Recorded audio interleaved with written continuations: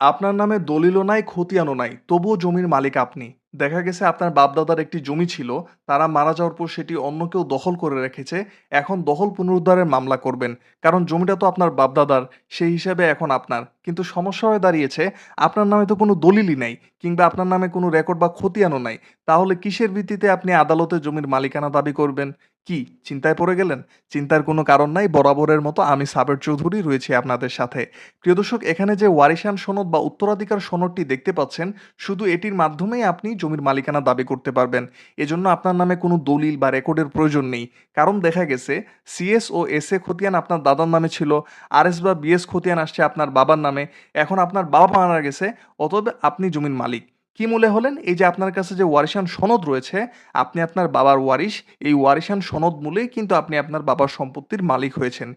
এটি আপনারা আপনাদের ইউনিয়ন অফিসের চেয়ারম্যানের কাছ থেকে পেয়ে যাবেন। এখন এই ওয়ারিশান সনদের মাধ্যমেই দখল পুনরুদ্ধারের মামলা করতে পারবেন, নামজারি করতে পারবেন, খাজনা দিতে পারবেন, ব্যাংক থেকে লোন নিতে পারবেন। এক কথায় সকল কাজ আপনি করতে পারবেন। আশা করি সবাই বুঝতে পারছেন। প্রিয় দর্শক, ভিডিওটি শেয়ার করে দিবেন। শেয়ার করে দিবেন এই জন্য যে, কারণ অনেকেই জানে না নিজের নামে কোনো দলিল বা খতিয়ান না থাকলে সে তার বাপ-দাদার জমির মালিকানা কিভাবে দাবি করবে। আসসালামু আলাইকুম।